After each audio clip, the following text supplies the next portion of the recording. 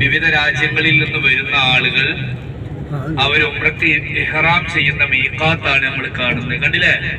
ഇൻഷാ അല്ലാഹ് നമുക്ക് അവിടുന്ന് ഇഹ്റാം ചെയ്യാം. അല്ലാഹു തൗഫീഖ് ചെയ്യട്ടെ. എല്ലാവരും ചെയ്യുന്നില്ലേ? ക്ഷീണാണെങ്കിൽ വലിയ ബുദ്ധിമുട്ടുള്ളവരോ ഈ വൈക്കോളി നല്ലത് കഴിയണത്ര ചെയ്യൽ തന്നെയാണ്. ഇൻഷാ അല്ലാഹ് നമുക്ക് ഇവിടെ ഇറങ്ങി ശ്രദ്ധിക്കേണ്ട കാര്യം, നിസ്കാരത്തിന്റെ സമയം ആകുന്നത് വരെ നീട്ടിക്കൊണ്ടു പോകേണ്ട ആവശ്യമില്ല, സമയം കളയൊന്നുമില്ല. നമ്മളിവിടെ ഇറങ്ങിയിട്ട് നമുക്ക് ചെയ്യാനുള്ളൂ എന്ന് പറഞ്ഞുതരാം. ടോയ്ലറ്റുകൾ സൗകര്യങ്ങൾ പെണ്ണുങ്ങൾക്ക് വേറെ ആണുങ്ങൾക്ക് വേറെ ഉണ്ട്. അപ്പൊ അത് അവിടെ ഉപയോഗപ്പെടുത്തുക. അത് കഴിഞ്ഞ് പിന്നെ ഇൻഷാ അല്ലാഹ് നേരെ പള്ളിയിലേക്ക് കയറാം. നല്ല ഒരുപാട് ഹജ്ജിന്റെ സമയത്ത് ആയിരക്കണക്കിന് വാഹനങ്ങളായിരിക്കും ഇവിടെ. ഇപ്പൊ നല്ല തിരക്ക് കുറവാണ്. അപ്പൊ ഇൻഷാ അല്ലാഹ് ഉള്ളിൽ കയറി ഉദൂർത്തിന് ശേഷം പള്ളിയുടെ ഉള്ളിൽ കയറി നമുക്ക് 2 റക്അത്ത് നിസ്കാരം, ഇഹ്റാമിന്റെ നിസ്കാരവും നിസ്കരിച്ച് ഇൻഷാ അല്ലാഹ് പെട്ടെന്ന് വാഹനത്തിൽ പോരാ. നമുക്ക് സാധാരണ 2 മണി 3 മണിക്കൊക്കെയാണ് നമ്മൾ മക്കയിൽ തിരിച്ചെത്താറുള്ളത്. രാവിലെ പുറപ്പെട്ടാൽ ഇന്ന് നമ്മുടെ ഡ്രൈവർ എല്ലാം സ്പീഡിൽ പിടിച്ചിട്ടുമുണ്ട്. നമ്മളൊക്കെ അങ്ങോട്ടും സഹകരിച്ച് സമയം കളയാതെ ശ്രദ്ധിച്ചിട്ടുമുണ്ട്. പിന്നെ സമയം വല്ലാതായിട്ടുമില്ല. അപ്പൊ നമുക്ക് ഇൻഷാ അല്ലാഹ് ഭക്ഷണം നമുക്ക് നിസ്കാരമൊക്കെ മക്കത്ത് നിന്നാവാം. ഇപ്പോ ഖർനുൽ മനാസിൽ എന്ന ഈ സ്ഥലം, ഇവിടെ നമ്മൾ ഇഹ്റാം ചെയ്യാണ്. ബോർഡുകള് സ്ഥലങ്ങളൊക്കെ കണ്ടാൽ അറിയാം.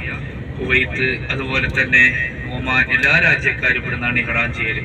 ഏരിയയിൽ നിന്ന് വരുന്ന റിയാദ് ഏരിയയിൽ നിന്ന് വരുന്നവരൊക്കെ ഇവിടെ നിന്നാണ് ഇഹ്റാം ചെയ്യുക. ത്വായിഫ് വരുന്നത്. അപ്പോ ഇൻഷാ അല്ലാഹ് നമുക്ക് അവിടെ ഒന്ന് ഇഹ്റാം ചെയ്ത് എന്നെ വേദനിപ്പിച്ചല്ലോ എന്നുള്ള ആ ഒരു കഷ്ടപ്പാട്, ചോര വന്നിട്ട് ഉള്ള ഇടങ്ങേറ് പരിഹസിച്ച് കൂക്കി വിളിച്ചിടങ്ങാറായിട്ട് സാധാരണ ഉണ്ടാവില്ല. ചിലപ്പോൾ എന്തെങ്കിലുമൊക്കെ ടെൻഷനായിട്ട് ബസ്സിൽ കയറിയ ബസ് അങ്ങനെ പോകണ്ടാവും. സ്റ്റോപ്പ് കഴിഞ്ഞ പോലും നമ്മൾ അറിഞ്ഞിട്ടുണ്ടാവില്ല. എന്ന പോലെ തന്നെ ഇങ്ങനെ വേദനയോടെ നടന്ന് ഇവിടെ എത്തി ഖർനുൽ മനാസിൽ എന്ന് പറയുന്നതാണ്. ഖർനുൽ സആലിബ് എന്നാണ് ഇബ്നു ഹജർ തങ്ങൾ പറഞ്ഞപ്പോ ഇവിടെ എത്തിയിട്ടാണ് നബിക്കൊരു ഞാനിപ്പോ എന്റെ അവസ്ഥയിലാണല്ലോ എന്നിട്ട് തേർന്നു നടത്തി കഴിയുന്നതിലപ്പുറം എന്നെ ഏൽപ്പിക്കരുതേ എന്ന് പറഞ്ഞ് കരഞ്ഞു തുയർന്നു എന്നാണ്. വിഷമം കൊണ്ട് ഏറ്റവും കൂടുതൽ നബി വിഷമിച്ചത് ത്വായിഫിലാണ്. ഏറ്റവും കൂടുതൽ ബദറിലാണോ ത്വായിഫിലാണോ നിങ്ങൾക്ക് ഏറ്റവും കൂടുതൽ വിഷമുണ്ടായതെന്ന് ചോദിച്ചപ്പോ നബി പറഞ്ഞത് എന്താണ്? ത്വായിഫിലാണെന്നാണ്. അത്രയും നബി വേദനിച്ചിട്ടുണ്ട്. ഒരു കാരക്കന്റെ പൊട്ടെടുത്ത് ഇങ്ങനെ തിന്നാൻ വേണ്ടി ഒരുങ്ങിയപ്പോഴങ്ങനെ കയ്യിനേറി വന്നു. ആ കാരക്ക തെറിച്ചു പോയി. അത്രക്ക് വേദന സഹിച്ച ത്വായിഫിൽ നിന്നൊരു ബോധമില്ലാതെ വിഷമിച്ച ടെൻഷനായി ഇവിടെ വന്നിരുന്ന് ഇവിടെ എത്തിയപ്പോഴാണ് മലക്കുകൾ ഇറങ്ങിയത്. ഇബ്നു ഹജർ തങ്ങൾ പറയുന്നത്. ചില സ്ഥാപന്മാരൊക്കെ പറയും അവിടെ തന്നെ ഒരു സ്ഥലത്ത് ഇങ്ങനെ ആ മലയൊന്നുമല്ല പറഞ്ഞത്. അവിടെ എത്തിയിട്ട് മക്കയിലെ പ്രധാനപ്പെട്ട 2 മലകൾ മറിച്ചിടാൻ നടന്ന ബാക്കിയടക്കം നശിപ്പിച്ചോളാന്നാണ്. അല്ല ഇവിടുത്തെ മലകളല്ല, മക്കയടക്കം സുൽത്താനെ വേദനിപ്പിച്ചിട്ട് ഇനി എന്ത് വേണ്ട, അവിടെ ഒന്നും വേണ്ട, ഒക്കെ നശിപ്പിക്കാം എന്നാണ് പറഞ്ഞത്. അപ്പോഴാണ് റസൂലുള്ളാഹി പറഞ്ഞത് വേണ്ട, ഒന്നും വേണ്ട. അവര് പിൽക്കാലത്തുള്ള ഏതെങ്കിലും ഒരാൾ നന്നായാൽ അതാണ് നല്ലത്, പടച്ചോനെ അവർക്ക് പുറത്തു കൊടുക്കണം എന്ന് തേർന്നോന്നാണ് നബി. അപ്പൊ ആ റസൂലുള്ളാഹിന്റെ ഒരു വിശാലത നോക്കി നിങ്ങൾ സല്ലല്ലാഹു അലൈഹി വസല്ലം. അപ്പൊ ആ നബി വേദന സഹിച്ച ഖർനുൽ സആലിബ്, ഖർനുൽ മനാസിൽ എന്ന പുണ്യസ്ഥലത്ത് ഒരുപാട് ഹാജിമാർ, കോടിക്കണക്കിന്, ലക്ഷക്കണക്കിനല്ല കോടിക്കണക്കിന്, അങ്ങനെ ഓരോ വർഷവും ലക്ഷക്കണക്കിന് ആളുകൾ വന്ന് ഇഹ്റാം ചെയ്യുമ്പോൾ, ഓരോ വർഷവും ലക്ഷക്കണക്കിന് ആളുകൾ വന്നുകൊണ്ട് ഉംറ ചെയ്യുമ്പോൾ എത്ര ആളുകൾ ഇഹ്റാം ചെയ്തിട്ടുണ്ടാവും. അത്രയും കോടികൾ എന്താണ് ഇഹ്റാം ചെയ്ത ഒരു സ്ഥലത്താണ് ഇപ്പൊ നമ്മളുള്ളത്. لبيك لا شريك لك لبيك إن الحمد لك لبيك لا شريك لك لبيك إن الحمد لك الشوق من وحي الملك والقلب جاوز الفلك الشوق من وحي الملك والقلب جاوز الفلك وشدوه أناس لك لبيك لا شريك لك لبيك لا شريك لك لبيك إن الحمد لك لبيك لا شريك لك لبيك إن الحمد لك. അപ്പോ ഹജ്ജിന്റെ മീഖാത്തുകളിൽപ്പെട്ട ഒരുപാട് രാജ്യങ്ങൾ ഇവിടെയാണ്. ഇതിന്റെ പരിസരത്തുള്ള അറബ് രാജ്യങ്ങളൊക്കെ വരുന്നത് ഇവിടേക്കാണ് ഇഹ്റാം ചെയ്യാൻ. അത്രയും പുണ്യമുള്ള സ്ഥലം. ഏറ്റവും അടുത്തുള്ള മീഖാത്ത്, ഹജ്ജിന്റെ മീഖാത്തുകളിലൊന്ന് ഇതാണ്. 78 കിലോമീറ്റർ ആണ് ഇവിടുന്ന് മക്കയിലേക്ക്. മക്കയിൽ നിന്ന് 78 കിലോമീറ്റർ മുമ്പ് ഇഹ്റാം ചെയ്ത് മക്കയിലേക്ക് പോകണം എന്നാണ് നിയമം, ഏറ്റവും ചെറുത്. പിന്നെ 430 കിലോമീറ്ററാണ് ഏറ്റവും ദൂരെ. അതേപോലെ തന്നെ മദീനയിലാണ്. അവിടുന്ന് ഇഹ്റാം ചെയ്തിട്ട് മക്കയിലേക്ക് വരണം. നമ്മുടെ ഇന്ത്യയിൽ നിന്നുള്ള ഹാജിമാരൊക്കെ അല്ലെ, ഹജ്ജ് ചെയ്ത ആളുകൾ, നമ്മളെ ഹക്കീം ഡോക്ടർ കൂടെ ഉണ്ട്, അവരൊക്കെ ഹജ്ജിന് ഇഹ്റാം ചെയ്യുക എങ്ങനെയാണ്, മദീനത്തേക്ക് പോകും. എന്നിട്ട് മദീനത്ത് നിന്ന് തിരിച്ചു വരുമ്പോ അബിയാർ അലി എന്നുള്ള സ്ഥലമുണ്ട്, ദുൽഹുലൈഫ എന്ന് പഴയ കാലത്ത് നമ്മൾ ചെറുപ്പത്തിൽ മദ്രസയിൽ പഠിച്ച മീഖാത്ത്, അവിടുന്ന് ഇഹ്റാം ചെയ്യലാണ്. അങ്ങനെ 5 കവാടങ്ങളാണ് മക്കയിലേക്ക്, 5 ഗേറ്റുകൾ. ഒരു ഗേറ്റ് ആണ് ശരിക്കും. അപ്പൊ അത്രയും പ്രാധാന്യമുള്ള ഒരു സ്ഥലത്തു നിന്നാണ് നമ്മൾ ഉംറയ്ക്ക് ഇഹ്റാം ചെയ്യുന്നത്. അള്ളാഹു ഖബൂലാക്കട്ടെ, അള്ളാഹു സ്വീകരിക്കട്ടെ.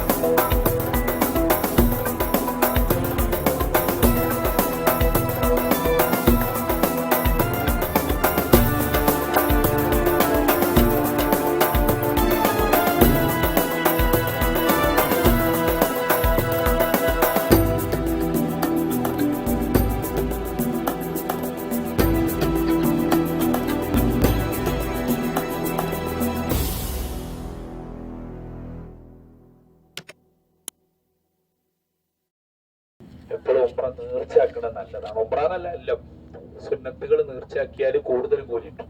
അന്നത്തെ ഉംറ ചെയ്യാൻ നേർച്ചയാക്കി എന്ന് കരുതിയാൽ കൂലി കൂടുതൽ കിട്ടും. പക്ഷെ ഒരു കാര്യമുണ്ട്, അത് ഫറളാവും നേർച്ചയാക്കിയാല്.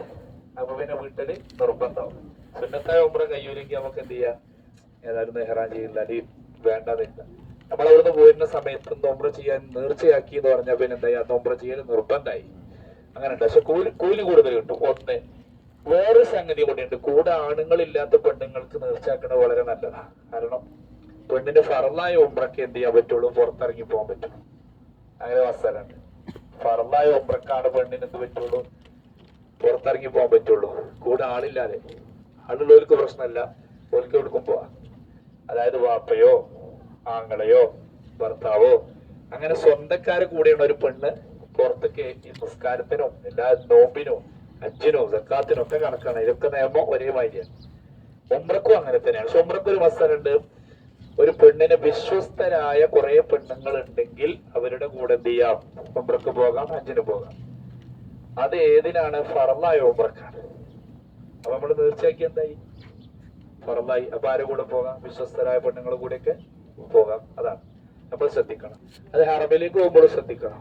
ഒരു ഇന്ന് ഞാൻ എന്ത് ചെയ്തൊരു തവാഫ് നേർച്ചയാക്കി.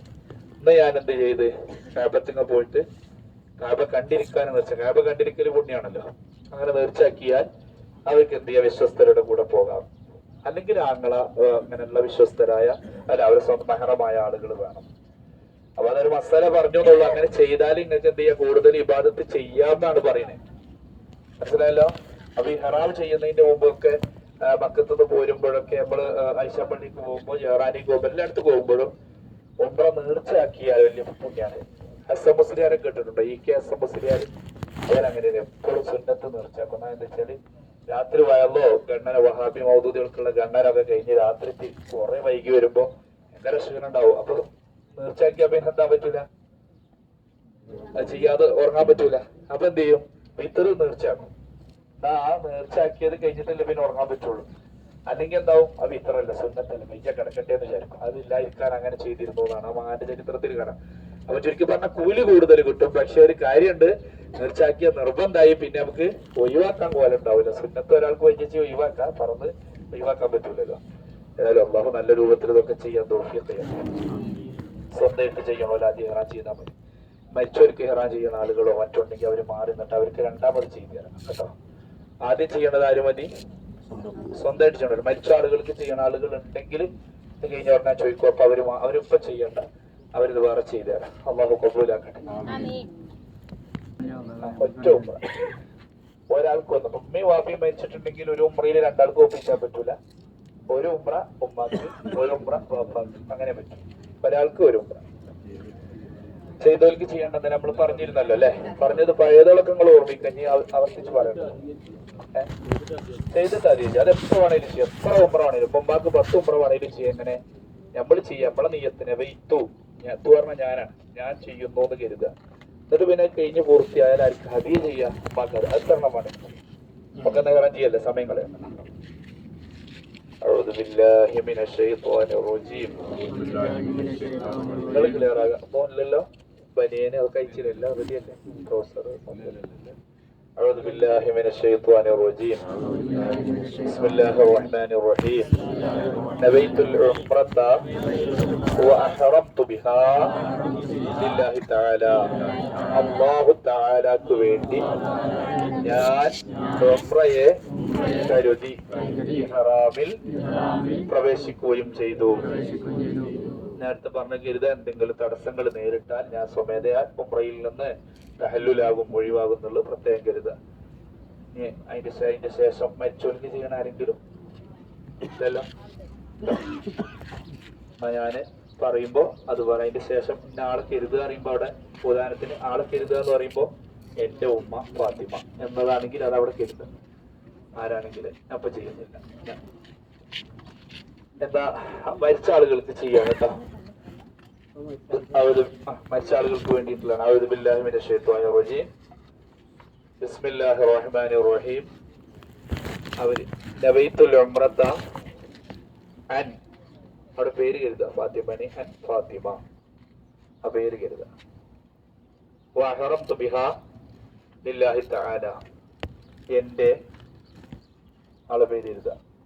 മാതാവ് ഫാത്തിമ എന്നാണ്. അങ്ങനെ എന്താണ് നിങ്ങളെ പേരെന്താ ചെയ്ത് കരുതുക, അമ്മാന്റെ വാപ്പാന്റെ എന്നവർക്ക് വേണ്ടി ഞാൻ ഉംറയെ കരുതി ഇഹ്റാമിൽ പ്രവേശിക്കുകയും ചെയ്തു.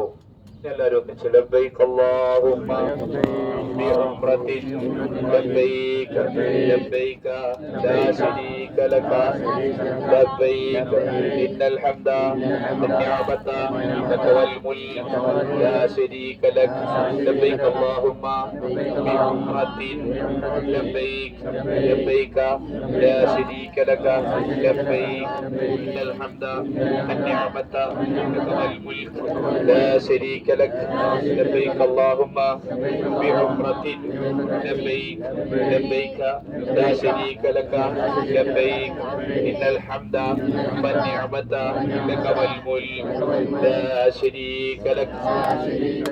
صلاة النبي اللهم صل على سيدنا محمد وعلى آل سيدنا محمد كما صليت على إبراهيم وعلى آل إبراهيم وبارك على سيدنا محمد وعلى آل سيدنا محمد كما باركت على إبراهيم وعلى آل إبراهيم في العالمين إنك حميد مجيد.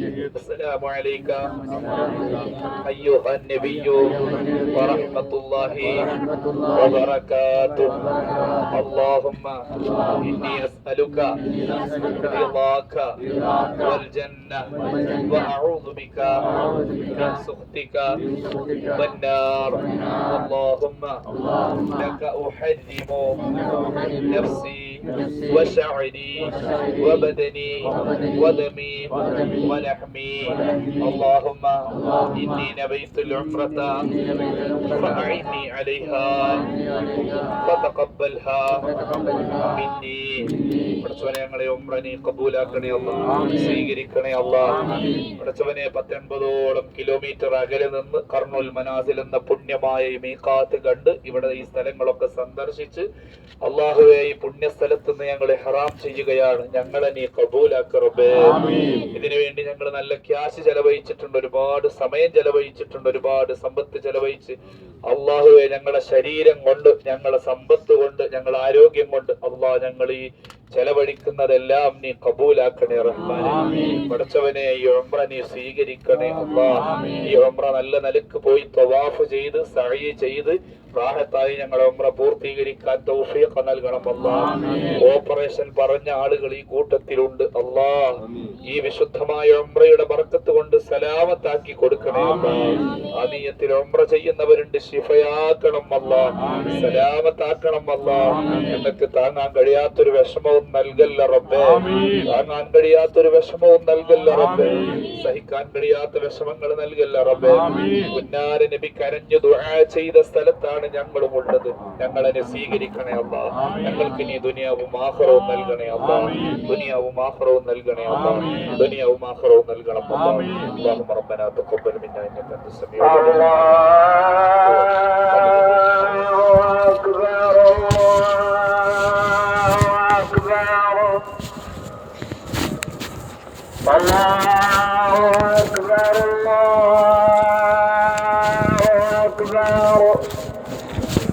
أشهد أن لا إله إلا الله. أشهد أن لا إله إلا الله. أشهد أن محمدا رسول الله. أشهد أن محمدا رسول الله. حي على الصلاة. حي على الصلاة. حي على الفلاح.